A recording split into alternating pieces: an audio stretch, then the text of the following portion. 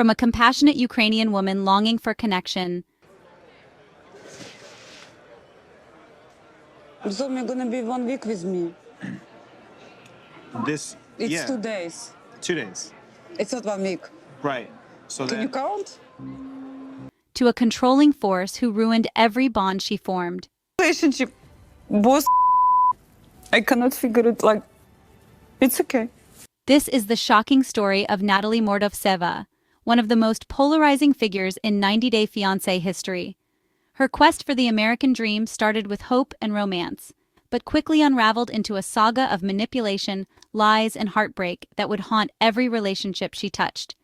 Today, we're diving deep into Natalie's chaotic journey from her fairy tale meeting with Mike Youngquist to the messy collapse of her relationship with Josh Weinstein. We'll examine the psychology behind her behavior, analyze the warning signs that fans missed, and explore how one woman's desperate pursuit of love became reality TV's most toxic cautionary tale. Buckle up, because this 17-minute deep dive is filled with broken promises, public humiliations, and unforgettable drama that still has fans talking today. When Natalie first appeared on our screens in 2017, fans thought they were meeting a hopeless romantic from Ukraine who just wanted to find love. The show painted her as an intelligent, beautiful woman trapped in a difficult situation, a sympathetic figure that viewers immediately wanted to root for. Unlike most 90-day couples who meet through dating apps or social media, Natalie's introduction to Mike Youngquist seemed almost fate-like.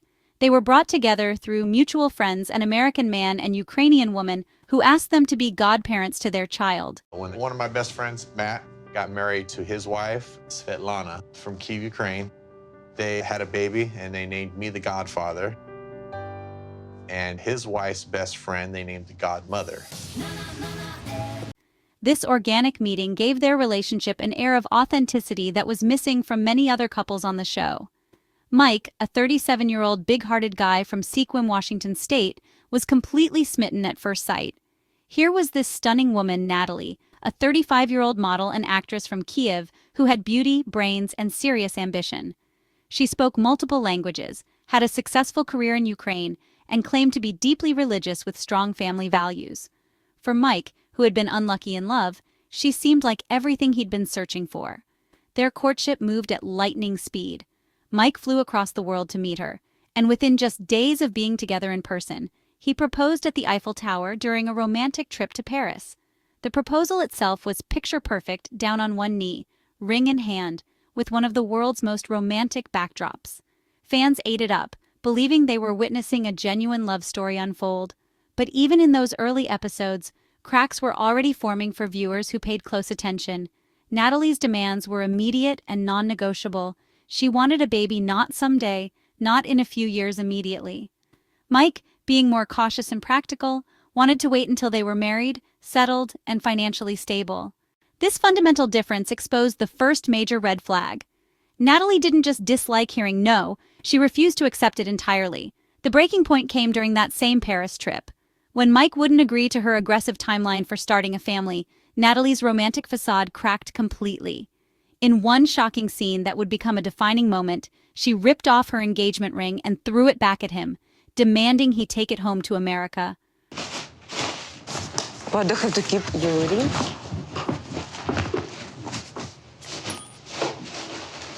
Thank you. You're welcome. Her voice was cold, her eyes were hard, and for the first time, fans saw a glimpse of the real Natalie emerging. Mike was devastated. Here he was, having just proposed to the woman he thought he'd spend his life with, and she was already issuing ultimatums. For many longtime fans of the franchise, that ring-throwing incident was the moment they knew this relationship was doomed.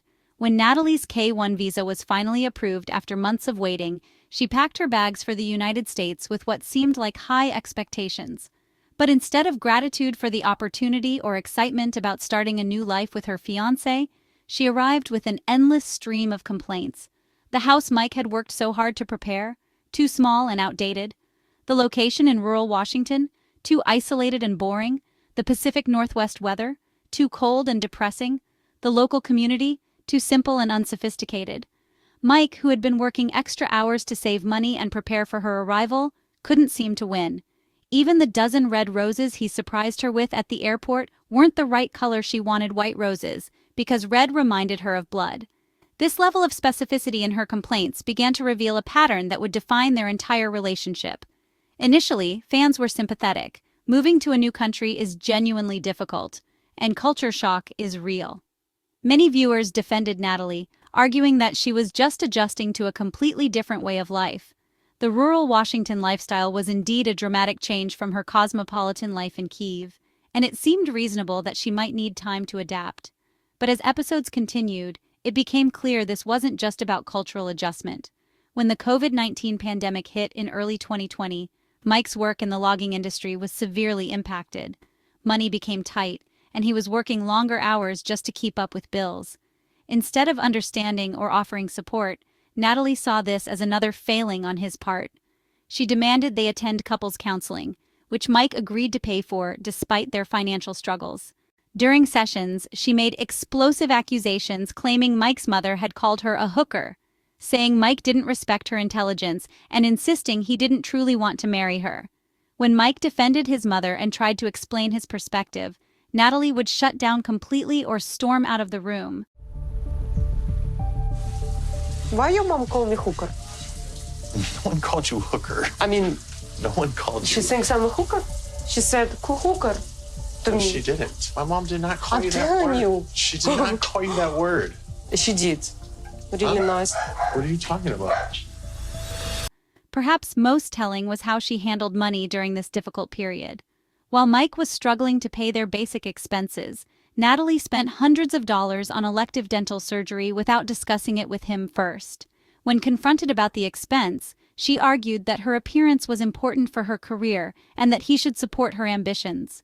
The 90-day visa deadline loomed, and their relationship was barely hanging by a thread.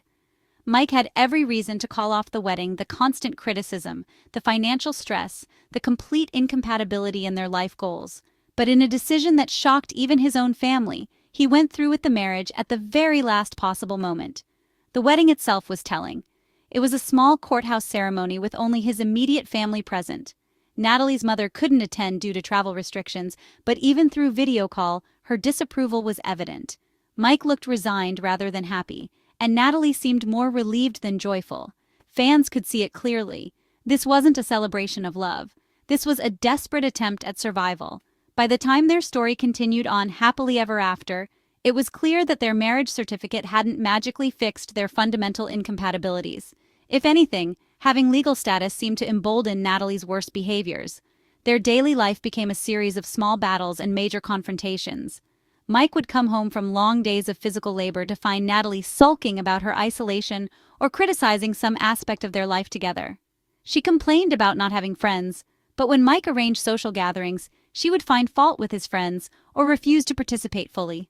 The breaking point came during Christmas 2020, an incident that would become legendary among 90-Day Fiancé fans for its sheer audacity. Mike had carefully chosen Christmas gifts for his new wife. Despite their financial struggles, he had put thought and money into presents he hoped would make her happy. He wrapped them carefully and placed them under their modest Christmas tree, probably hoping this gesture might help repair their fractured relationship. But Natalie had other plans. Without discussing it with Mike, without even a word of acknowledgement, she gathered up every single gift he had given her and gave them all away to her friend Juliana and her family. When Mike discovered what had happened, his reaction was devastating to watch. This big, tough guy who worked with his hands and rarely showed emotion had his voice crack as he confronted her. "You took all the gifts I gave you and gave them away." Natalie's response was chilling in its casualness. She acted as if her actions were perfectly reasonable, even generous. She didn't see why Mike was upset.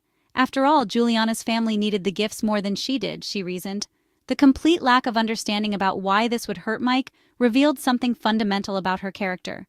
For Mike, and for viewers watching, this wasn't really about the gifts themselves. It was about basic respect and consideration in a marriage. It was about acknowledging that your partner's feelings matter. And in that moment, it became crystal clear that Natalie had no respect for Mike as a person, let alone as her husband. The Christmas incident marked the beginning of the end. Soon after, Natalie began spending more and more nights at her friend Juliana's house, essentially abandoning their shared home while continuing to use Mike's credit cards for her expenses. She had created a parallel life where she got the financial support of marriage without any of the actual partnership. In February 2022, something happened that put everything into stark perspective. Russia invaded Ukraine. Suddenly, Natalie's family and friends back home were in genuine danger, facing a humanitarian crisis that put all of their relationship drama into context. Mike's response revealed something profound about his character. Despite everything Natalie had put him through, the manipulation, the disrespect, the financial burden, he immediately stepped up to help her mother escape the war zone. While Natalie was posting carefully curated Instagram photos and dating other men in Florida, it was Mike who was coordinating rescue efforts and sending money to help her family reach safety. This contrast was not lost on fans. Here was the man Natalie had spent years criticizing and belittling, proving himself to be genuinely caring and generous when it truly mattered. Meanwhile, Natalie seemed more concerned with her social media presence and her next relationship than with the family she claimed to be so devoted to. The irony was devastating. Mike, whom she had painted as selfish and unsupportive, was the one actually providing support when her family needed it most. Natalie, who positioned herself as the victim in their relationship, was nowhere to be found when real victims needed help. Enter Josh Weinstein, CEO of a Los Angeles-based modeling agency. On paper, Josh looked like everything Mike wasn't: sophisticated, urban, connected to the entertainment industry that Natalie aspired to join. For Natalie, he represented not just a new romantic possibility, but a pathway to the glamorous American lifestyle she had always envisioned. Their relationship began with promise, but quickly revealed the same toxic patterns that had destroyed her marriage to Mike. From their very first night together, Josh was already pulling away. After what appeared to be an intimate evening, he left immediately the next morning, leaving Natalie in tears and confusion. But instead of recognizing this as a red flag, Natalie doubled down. She wanted commitment, and she wanted it immediately. Josh, having witnessed her behavior on the show and perhaps learning from Mike's mistakes, wanted to maintain clear boundaries. The parallels to her relationship with Mike were striking and uncomfortable to watch. Once again, Natalie was making demands that her partner wasn't ready to meet. She begged Josh for more attention, more commitment, more integration into his life. She wanted him to co-sign her lease, making him financially responsible for her housing. She pushed for him to meet her mother and make their relationship official. Josh, to his credit, was more direct than Mike had been. He explicitly told Natalie that he wasn't ready to be her savior, a comment that revealed he understood exactly what she was looking for in a partner. But Natalie couldn't or wouldn't hear what he was telling her. Meanwhile, Natalie's mother, speaking via video call from Ukraine, openly disapproved of Josh. Having witnessed what happened with Mike, she could see the warning signs immediately. But Natalie, trapped in her pattern of desperation disguised as love, couldn't let go. The relationship became a cycle of emotional manipulation. Natalie would create drama, Josh would pull away, and then she would escalate her emotional appeals until he reluctantly engaged again. It was exhausting to watch and clearly unsustainable. If Natalie's actual relationships were messy, her tell-all appearances became the stuff of reality TV legend for all the wrong reasons. The most shocking revelation came during one particularly brutal reunion show. Mike, who had been relatively quiet about the specifics of their divorce proceedings, dropped a bombshell that left Natalie and viewers completely stunned. He revealed that he had never filed her adjustment of status paperwork. This meant that Natalie, despite being legally married to an American citizen, was not actually secure in her immigration status. She could potentially be deported if their marriage was dissolved without proper documentation. Watching Natalie's face as this information sank in was genuinely difficult. All her bravado, all her attempts to maintain control of the narrative, crumbled in that moment. The power dynamic she thought she understood had just been completely reversed. Without Mike's cooperation, her entire future in America was in jeopardy. Her immediate response was to beg something viewers had never seen from her before. She pleaded with Mike to help her, to file the paperwork, to give her the security she needed to stay in the country. But Mike had moved on emotionally and practically. His cold response cut deep. "Still breathing, that's all I can say." But the humiliation wasn't over. In what became one of the most jaw-dropping moments in tell-all history, Natalie was served with divorce papers live on television. The server? None other than Debbie Johnson, adding an extra layer of reality TV drama to an already devastating moment. Grab something real quick. Wait, hold up. You can't divorce me. Are you joking me?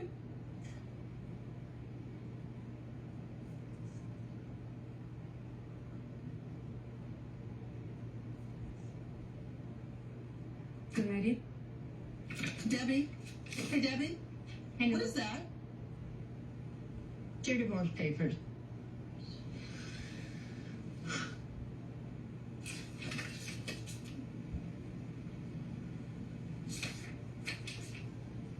Oh, wow.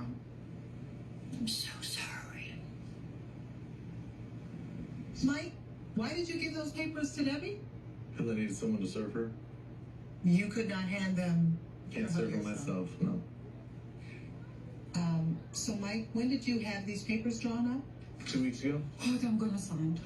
You got 90 days to respond. You don't have to sign it right just now. 90 days, unless you just want to end it. Just wait. Wait till you have Wait a second. Are you joking? The image of Natalie sobbing while clutching those divorce papers, insisting she wouldn't sign them because she still loved Mike, marked the definitive end of her ability to control the narrative of their relationship. For the first time since viewers had met her, she was completely powerless. By 2024, even the professional intervention of The Last Resort couldn't save Natalie and Josh's relationship. The therapy sessions, meant to be a last chance for struggling couples, instead became a platform for brutal honesty that Natalie wasn't prepared to hear. Josh's admission was devastating in its simplicity. He had stayed with her out of pity, not love. He recognized that she had no one else, no support system, no backup plan. He had become her lifeline rather than her partner, and the weight of that responsibility had become unbearable. "I felt sorry for her," Josh explained to the therapist while Natalie sat in stunned silence.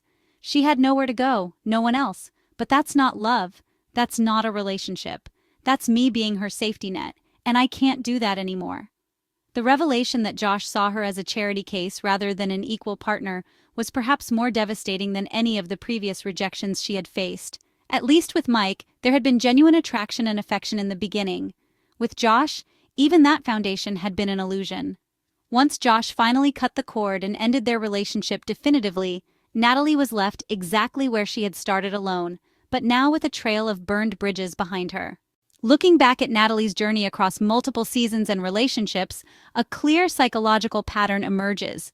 Her behavior suggests someone driven by deep insecurity and a fundamental fear of abandonment, but who manifests these fears through control and manipulation rather than vulnerability and genuine connection. Each relationship followed the same trajectory: initial idealization of her partner, followed by increasingly unreasonable demands for commitment and attention, escalating emotional manipulation when those demands weren't met, and finally, shocked devastation when the relationship inevitably collapsed under the weight of her expectations. What made Natalie particularly difficult to watch was her complete inability to learn from her mistakes or accept responsibility for her role in these relationship failures. Each breakup was framed as something that happened to her, rather than something she had actively contributed to creating. Mental health professionals who have analyzed her behavior on various podcasts and YouTube channels often point to possible attachment disorders or narcissistic traits, though obviously no one can diagnose someone through reality TV appearances. What's clear is that her approach to relationships was fundamentally transactional. She seemed to view love as something that could be demanded or bargained for, rather than something that grows organically between compatible partners. Throughout her entire journey, one question haunted viewers and cast members alike. Was Natalie ever truly looking for love, or was she simply looking for a lifeline to the American dream? The evidence suggests a complicated answer. It's likely that Natalie genuinely believed she was seeking love, but her definition of love was so tied up with security, status, and lifestyle that she couldn't separate genuine affection from what someone could provide for her. Her vision of American life seemed to come straight from movies and social media: glamorous cities, successful careers, comfortable lifestyles, and romantic partners who existed primarily to facilitate these dreams. The reality of building a life with someone, with all the compromise and patience that requires, seemed to be something she had never seriously considered. When she arrived in rural Washington to live with Mike, the disconnect between her expectations and reality created an immediate crisis. Rather than adapting or finding ways to build the life she wanted within her actual circumstances, she seemed to view Mike's lifestyle as a personal betrayal of the promises America had made to her. From Kiev to Los Angeles, Natalie Mordovtseva's story has become a cautionary tale about the difference between wanting love and actually being capable of sustaining it. With every relationship, she demanded total devotion while offering little but chaos, drama, and emotional manipulation in return. What makes her story particularly tragic is that she started with genuine advantages, beauty, intelligence, ambition, and the support of partners who were initially willing to help her build a life in America. But her inability to reciprocate care, show gratitude, or accept that relationships require mutual effort and compromise turned every opportunity into a disaster. Once seen as a sympathetic figure, a lonely Ukrainian woman looking for love in a foreign country, Natalie Mordovtseva is now remembered as one of the most toxic and manipulative cast members in 90-Day Fiancé history. Her name has become shorthand among fans for the kind of relationship partner who sees love as something they deserve rather than something they participate in creating.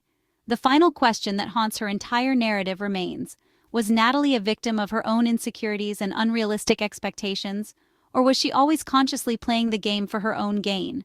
The answer probably lies somewhere in between. She likely started with genuine hopes for love and happiness, but lacked the emotional tools and self-awareness necessary to build healthy relationships. As each relationship failed, she became more desperate and more manipulative, creating a cycle that ensured she would never find what she claimed to be looking for. What do you think? Was Natalie ultimately a victim of her own impossible standards, or was she a master manipulator who got exactly what she deserved? Did her behavior stem from genuine trauma and insecurity, or was it calculated from the beginning? The beauty of reality TV is that we never get the full story, but Natalie's journey across multiple seasons and relationships provides enough evidence for viewers to draw their own conclusions. Drop your thoughts in the comments below. Do you think she learned anything from these experiences, or is she destined to repeat the same patterns with whoever comes next? And more importantly, what does her story teach us about the difference between wanting love and actually being ready for it? Don't forget to like this video if you enjoyed our deep dive, share it with your fellow 90-Day Fiancé fans, and subscribe for more in-depth analysis of reality TV's most compelling and controversial figures. This has been Gossip Mail Report, where the drama never sleeps, and the psychology behind it runs even deeper.